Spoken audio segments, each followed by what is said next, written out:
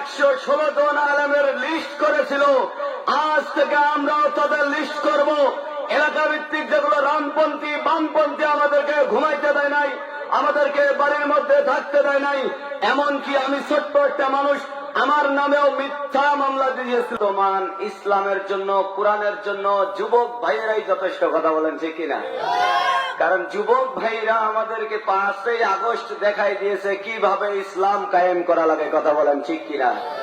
কিভাবে স্বৈরাচারকে দেশ থেকে তাড়ানো লাগে, কিভাবে যারা কুরআনুল কারীমের বিপক্ষে কথা বলেছিল, যারা কোরআনের তাফসীর মাহফিলগুলো বন্ধ করার জন্য চক্রান্ত করেছিল, একটা সময় 16টি বছর যারা আমাদেরকে কুরআনুল কারীমের মঞ্চ থেকে নামাই দেওয়া হয়েছিল, এমনকি বাজে কথা বলা হয়েছিল, এমনকি মুফতি আমির হামজা ভাইকে কারাগারের মধ্যে রেখেছিল, কথা বলেন ঠিক কিনা? এমনকি আমাদের কলিজার টুকরা মিজানুর রহমান আজহারীকে 3.5 বছর পর্যন্ত বাংলাদেশে ঢুকতে দেয় নাই, কথা বলেন ঠিক কিনা? এমনকি আমাদের দেশের যিনি কোরআনের সম্রাট আল্লামা দেলোয়ার হোসেন সাঈদী সাহেবকেও পর্যন্ত তারা বিষ প্রয়োগ করে মেরে ফেলেছে, কথা বলেন ঠিক কিনা? যার জন্য বাংলাদেশের গোটা বাংলাদেশের মানুষগুলো তাফসীর মাহফিল শোনার জন্য হিন্দুকে, খ্রিস্টানকে, বৌদ্ধকে, নাসারা ভেদাভেদ ভুলে যে আল্লামা সাঈদী সাহেব হুজুরের মাহফিলে বসত, সেই লোকটার জবানকে বন্ধ করার জন্য কিছু নাস্তিক আর রামবাম গুলো এই সমস্ত আলেমদেরকে নিয়ে মিথ্যা মামলা দিয়ে 16টি বছর জেল কাটাইছে, কথা বলেন ঠিক কিনা?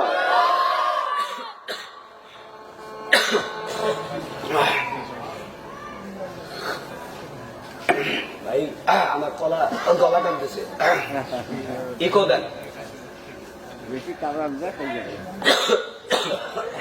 আমার ভাইরা কষ্ট পাইতেছেন, কষ্ট হয়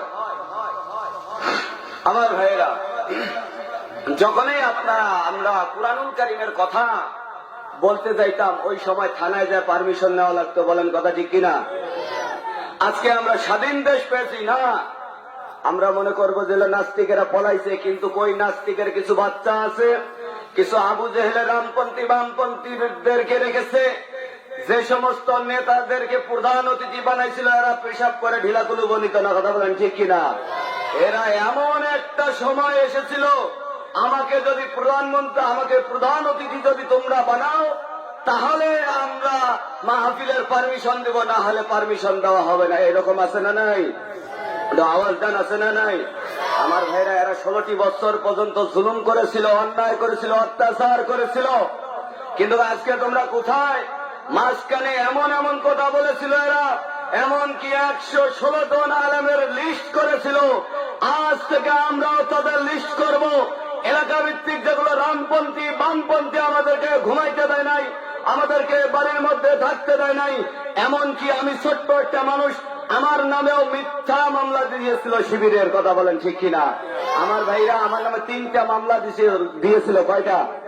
3টা মামলা দিয়েছিল। একটা হলো শিবিরের, একটা হলো মানহানি, আর একটা হলো নারী নির্যাতন। বলেন তো দেখি, আমি নারী নির্যাতন করে আমি কি এলাকায় কি বাস করতে পারতাম? বলেন তো, পারতাম? কিন্তু একটাই কারণে, আমি কোরআনের হক কথাগুলো বলেছি, যখন থেকেই শুরু করেছি, যখন কুরআনুল কারীমের হক কথাগুলো বলেছি, নাস্তিক বেঈমানদের শরীরের মধ্যে আঘাত লেগেছে, কথা বলেন ঠিক কিনা?